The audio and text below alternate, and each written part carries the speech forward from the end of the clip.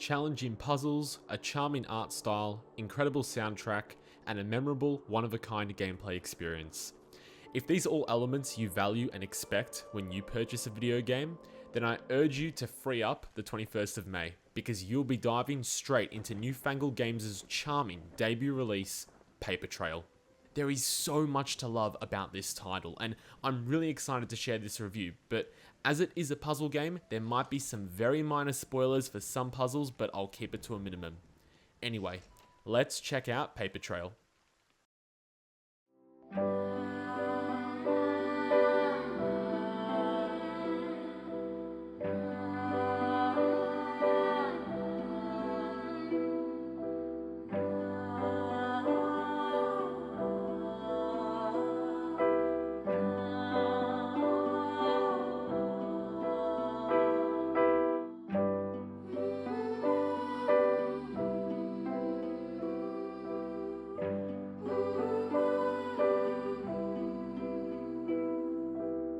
Newfangled Games was founded by brothers Henry and Fred Hoffman from humble beginnings in a London basement.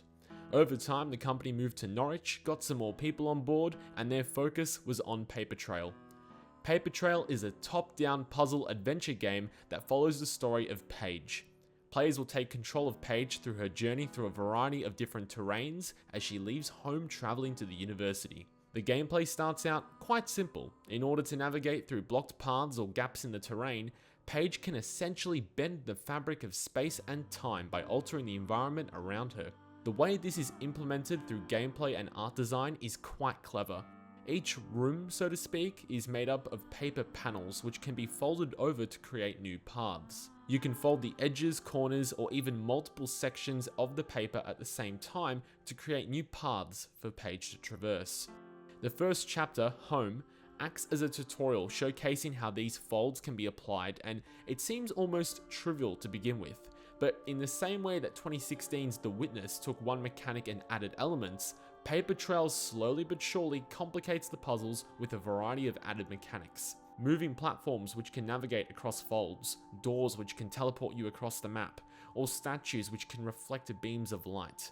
Over time, the game combines a lot of these mechanics, which means that the folds have multiple simultaneous consequences, which requires a deeper understanding.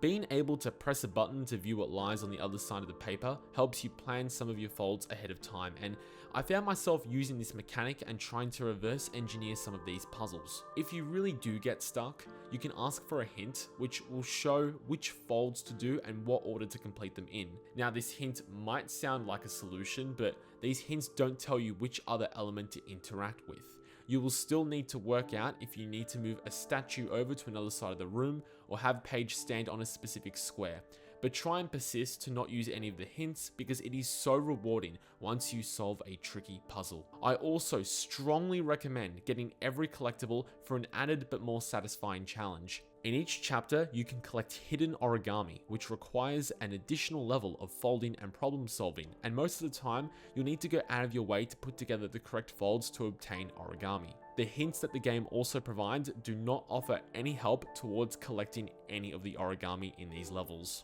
The game really gets the balance right, as the difficulty can be frustrating, but it is so worth it once you put it all together. This moment here probably sums up the experience for me. I haven't.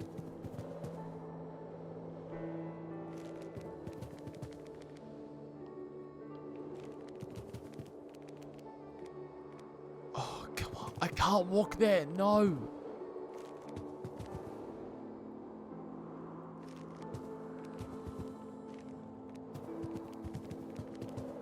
Oh! Oh! Yes!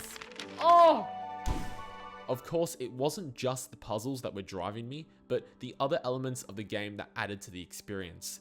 Cutscenes at the end of each chapter involve the player folding the panels over to continue the cutscene.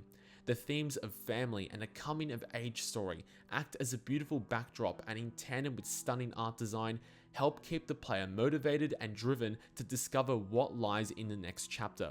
Every time I started to get bored of one area, the game changed it up just at the right time, and a new color palette not only made the game look more appealing, but also helped me visualize and understand the progression I was making as I traveled closer towards the university, so the pacing of these levels were on point.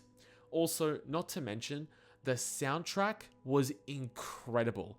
I read the team brought in a Canadian multi-instrumentalist composer and vocalist, Cloudy McCullough, and just like the level and art design, you can really feel the passion for the project in the music. I cannot stress the impact good music has in a video game, and while there is some ambience and sound effects, the player is going to be listening to the music the whole time while solving complex problems, so a super effort was done here to achieve this high production level. For me, Paper Trail was an extremely memorable and satisfying experience that left a lasting impression. I played on PC and it took me roughly 10 hours to complete the game and get every collectible. I did get stuck on a couple tricky puzzles, so I would say most people could get the main game completed in 8 hours. Playing with a mouse is definitely the best way to experience this game, just with the folding mechanics. The controller is still fine, but it will just take a little bit of getting used to. Paper Trail launches on May the 21st and will be available on Nintendo Switch, Xbox One, Series X, Series S, PlayStation 4 and PlayStation 5. It will also be available on PC, Steam and Netflix games.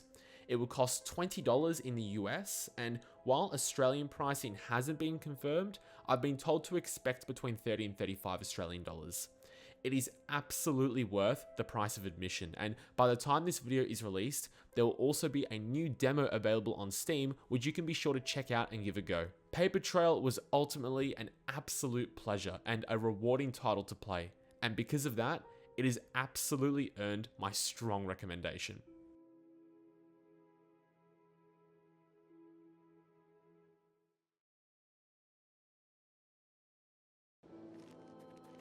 Thanks for watching. If you enjoyed this review and want to see another like it, check out this video here. Don't forget to give this video a like if you enjoyed it, and also leave a comment. Again, I love all the comments I've been getting and I try to respond to them all. For more reviews and opinion pieces, consider subscribing so you don't miss out on my next video. Thanks for watching, Lancy out.